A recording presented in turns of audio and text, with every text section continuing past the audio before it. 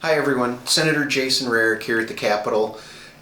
Taking a little break from the electrical work to get in and catch up on some office stuff. You know, a regular session came to an end on May 19th this year. And unfortunately, we did not get everything done. A few of our budget bills were taken care of, a few of the other things. But you know, one of the things that set us way back, you know, for 23 days, House Democrats didn't show up for work in January and into February. It really put us behind on what we could do and how we would work with the House.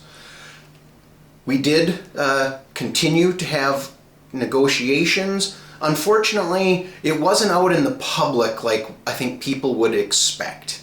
And even in the case, you know, in my case, being the lead Republican for education finance, I was not included in the conversations until everything was almost completed, and that was kind of similar across the board for Senate Republicans and for the public.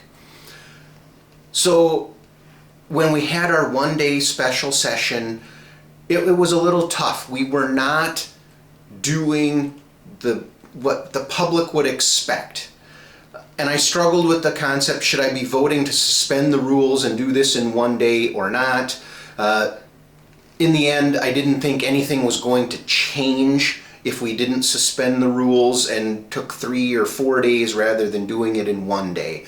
But it is something that I want to see a commitment from other legislators to say we cannot continue to operate this way. We have to be willing to have conversations and explain to the public how we got to where we are with these compromises and negotiations when we come out with our final bills, instead of everybody after it's passed pouring through it and trying to understand after the fact what's in there. That's not the way we should be doing this, and I hope we can get that commitment from others.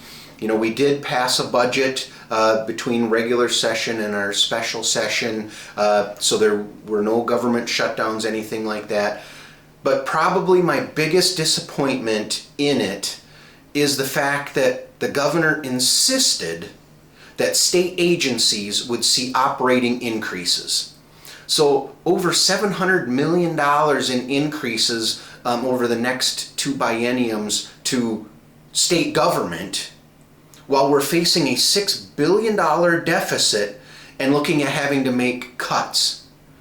I advocated all year long, cuts have to start at state agencies because they got a 40% increase in the previous biennium.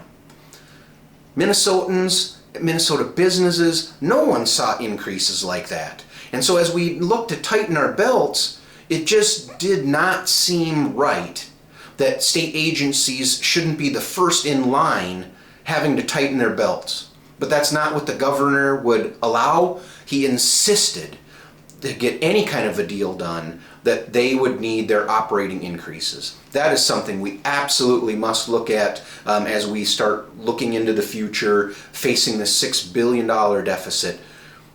We should not be cutting services to Minnesotans, and probably our most vulnerable Minnesotans, while state agencies continue to grow and grow and grow. That's not the way to balance budgets. So hopefully we'll be able to work on this more in the next year and the next biennium. We will see what happens, hopefully with a new governor.